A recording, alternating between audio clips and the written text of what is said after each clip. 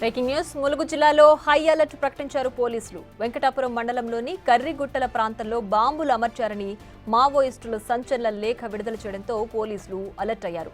Operation కగార్కు వ్యతిరేకంగా కర్రిగుట్టల చుట్టూ బాంబులు అమర్చినట్లు వాజేడు ఏరియా కమిటీ కార్యదర్శి శాంతా పేరుతో లేఖ విడుదల చేశారు.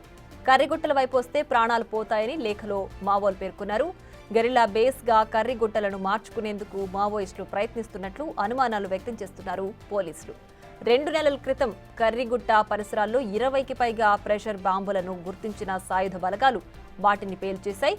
కర్రిగుట్టల ప్రాంతంలో 3 ఘటనల్లో ప్రెషర్ బాంబులు పేలి 4గురికి తీవ్ర గాయాలయ్యాయి.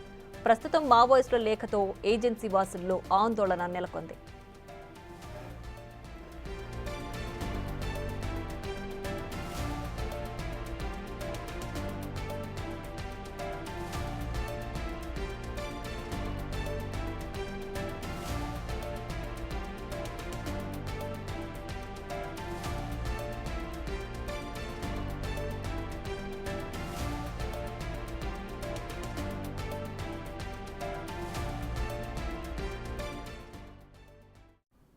రైట్కి మరింత సమాచారాన్ని మా ప్రతినిధి వేణు లైవ్ లో అందిస్తారు. వేణు, చెప్పండి, మావోలు విడుదల చేసిన లేఖలో ఏం ప్రస్తావించారు? వాళ్ళు అమర్చిన బాంబులు కేవలం పోలీసులకి మాత్రమే అప్రమత్తంగా ఉండమని చెప్తున్నారా, లేదంటే ప్రాంత వాస్తులకు కూడా అది ప్రమాదం అని చెప్తున్నారా? ఏంటి దీనికి సంబంధించి పూర్తి డీటెయిల్స్?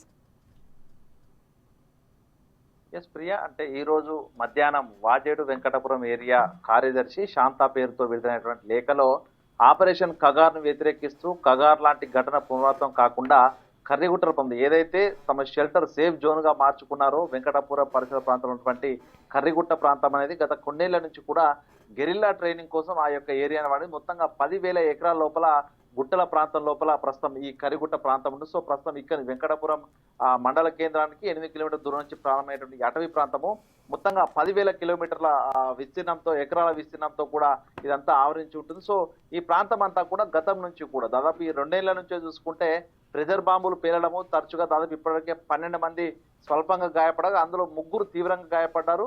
డర్రా సునీత అనేటువంటి ఒక మహిళ పూర్తిగా తన ఎడమ కాలు కూడా కోల్పోయింది. ఇక దీనిలో యేసు అన్నటువంటి ఒక వ్యక్తి మృతి చెందాడు. అంటే తరచుగా ఇక్కడ ప్రెజర్ బాంబులపై కాలు వేయడము పూర్తిగా అవి పేలి తీవ్ర గాయాల పాలవుతున్న పరిస్థితి కనిపిస్తుంది. అయితే ఇదంతా కూడా మావోయిస్టు పోలీసులు లక్ష్యంగా అమర్చారంటూ కూడా భావించారు. కానీ ఈ కర్రిగుట్ట ప్రాంతానికి ఎవరు రాకుండా పూర్తిగా ఇక్కడ దీన్ని షెల్టర్ జోన్ గా మార్చుకోవడానికి, ఇదంతా కూడా నిషిద్ధ ప్రాంతంగా మార్చుకోవడానికి మావోయిస్టులు భారీ స్థాయిలో ప్రెజర్ బాంబులు ఏర్పాటు చేసినట్లు కూడా ఈ రోజు వచ్చిన లేఖ ద్వారా స్పష్టమవుతుంది. ఇక లేఖలో ప్రధానంగా స్థానికంగా ఉన్నటువంటి అమాయక గిరిజనులు బలవుతున్నారు. ఆ పోలీసులు ఇన్ఫార్మర్ల నెపంగా ఆదివాసులు మార్చుకుంటూ అక్కడికి వచ్చి ఇక్కడ మావోయిస్టుల కదలికలను తెలుసుకుంటూ పోలీసులు సమాచారం తీసుకోవడానికి అమాయక గిరిజనులను వేట పేరుతో షికారు పేరుతో కూడా ఈ కర్రిగుట్ల ప్రాంతానికి పంపిస్తున్నారు. ఈ క్రమంలోనే ఇక్కడ స్థానిక అమాయకులు ఆ ప్రెజర్ బాంబులోకి కాలు వేయడం, ప్రాణాలు పోగొట్టుకుంటూ చితగాతులు ఉన్న పరిస్థితులు కనిపిస్తున్నాయి. కాబట్టి ఎవరి పోలీసుల మాటలు నమ్మొద్దు, పోలీసుల మాయ మాటలు నమ్మి ఆ డబ్బు ఆశపడి ఈ ప్రాంతానికి రావద్దంటూ కూడా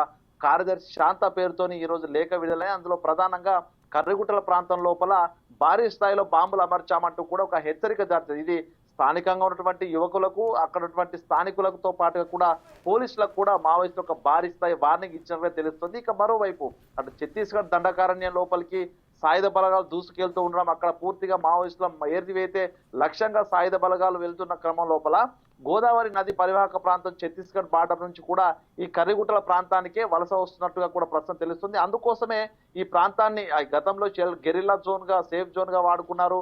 సో అందుకే ఇదే ప్రాంతానికి వచ్చే క్రమం లోపలే మరొకసారి ప్రెషర్ బాంబులు భారీ స్థాయిలో అమర్చినట్లు కూడా తెలుస్తుంది. అందుకే ఈ ప్రాంతంలో ఎవరు రావద్దంటూ కూడా హెచ్చరికలు జారీ చేస్తారు. అంటే ఈ ప్రాంతం లోపలికి మరోసారి మావోయిస్టులు సేఫ్ జోన్ కోసం వాడుకోవడానికి వస్తున్నట్టుగా తెలుస్తుంది. ఇక పోలీసుల వర్షం చూస్తే ఇప్పటి వరకు కూడా ఈ లేఖపై పోలీసులు స్పందించలేదు. ఇక జనవరి మాసం లోపల 2 సార్లు జనవరి 5న ఒకసారి, అదేవిధంగా మార్చిలో మరొకసారి ప్రెజర్ బాంబులు పేలి 2 తీవ్రంగా గాయపడి కాళ్లు పోగొట్టుకుంటారు. అంటే ఆ తర్వాత ములుగు ఎస్పీ శబరీష్ ఆధ్వర్యంలో సాయుధ బలగాలు పూర్తిగా బాంబ్ స్క్వాడ్, స్నిఫర్ డాగ్స్ సాయంతో దాదాపు 5 రోజుల పాటు ఒక ప్రత్యేక డ్రైవ్ నిర్వహించారు. ఇదే ప్రాంతం లోపల దాదాపు 20కి పైగా ప్రెజర్ బాంబులను గుర్తించి వాటిని పేల్చివేసి కొన్ని నిర్వీర్యం కూడా చేశారు. అయితే పూర్తిగా ఇదంతా సేఫ్ జోన్ గా మారిందంటూ కూడా పోలీసులు భావించారు. కానీ ప్రస్తుతము మావోయిస్టుల లేఖ ఇప్పుడు విడుదల కావడం, అందులో కర్రిగుట్ట ప్రాంతం అంతా కూడా ప్రెజర్ బాంబులు భారీ స్థాయిలో అమర్చాము, ఎవరు రావద్దంటూ హెచ్చరికలు జారీ చేసిన నేపథ్యంలో మరొకసారి మావోయిస్టులు ఈ ఏరియానంతా కూడా తమ ఆధీనంలో తీసుకునేందుకు ప్రయత్నాలు చేసిన చర్చ జరుగుతుంది. ఇక పోలీసుల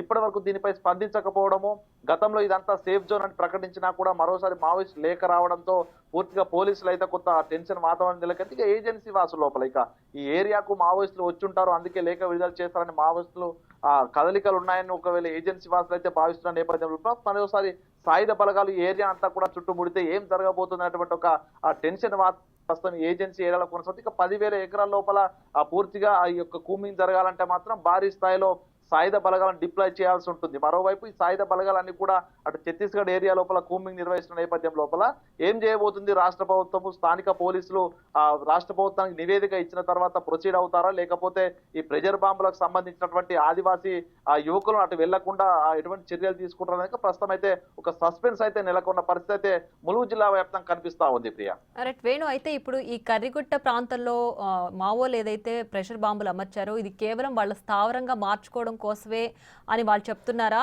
ఆర్ పోలీసులు దీనిపైన ఏదైనా అనుమానాలు వ్యక్తం చేస్తున్నాయా? అంటే వాళ్ళ ఆపరేషన్ కగార్కు వ్యతిరేకంగా వాళ్ళు ఏం చేయబోతున్నారు, ప్రధానంగా మావోలు ఏం డిమాండ్ చేస్తున్నారని పోలీసులు అనుమానిస్తున్నారు?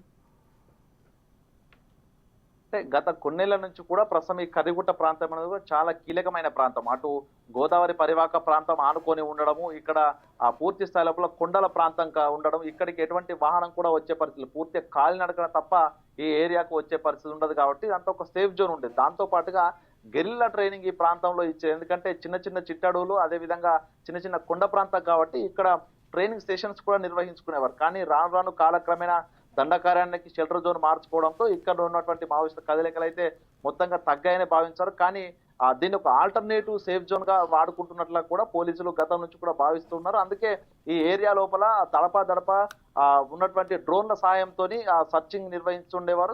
దడప స్నిఫర్ డాగ్స్, బాంబ్ స్క్వాడ్ ద్వారా కూడా కొంత అధికారులు వెళ్లేటువంటి రూట్ లో గుండా కూడా పూర్తిగా కొంత పరీక్షలు జరుపుతూ ఉండేది. కానీ ప్రస్తుతము ఈ లేఖ విడుదల అవ్వడము, ఈ ఏరియా నుంచి కూడా కగార్ ఆపరేషన్ కు వ్యతిరేకంగా మేము ఈ ఏరియాకు వచ్చే పరిస్థితి అనేటువంటి భావనలో మావోయిస్తున్నట్టుగా తెలుస్తుంది. పోలీసులు అయితే ప్రస్తుతం ఈ లేఖ విడుదల చేసిన దాన్ని బట్టి చూస్తే ఇది ఏ రోజున లేఖ విడుదలైంది, ఈ రోజున బయటకు వచ్చిందా, లేకపోతే గతంలోనే విడుదల చేశారా, నిజానికి మావోయిస్టుల కదలికలు ఉన్నాయనే దానిపైన కూడా ప్రస్తుతం ఇంటెలిజెన్స్ వర్గాల నుంచి సమాచారం కూడా తీసుకున్నాం. ఎందుకంటే గతంలో వాజేడు మండల కేంద్రంలోనే ఇన్ఫార్మ్ నేపథ్యంతో ఇద్దరిని కూడా హత్య చేశారు మామూలు. ఆ సమయంలో కూడా ఇదే కర్రిగుట్టల ప్రాంతం లోపల మావోయిస్టులు షెల్టర్ జోన్ వాడుకున్న తర్వాత 2 రోజుల తర్వాత వచ్చి వాళ్ళపై దాడి చేసినట్టుగా తెలుస్తుంది. అంటే ఇదే క్రమంలో ఇక్కడ షెల్టర్ జోన్ అయితే ప్రస్తుతం ఇంకా కంటిన్యూ అవుతున్నటువంటి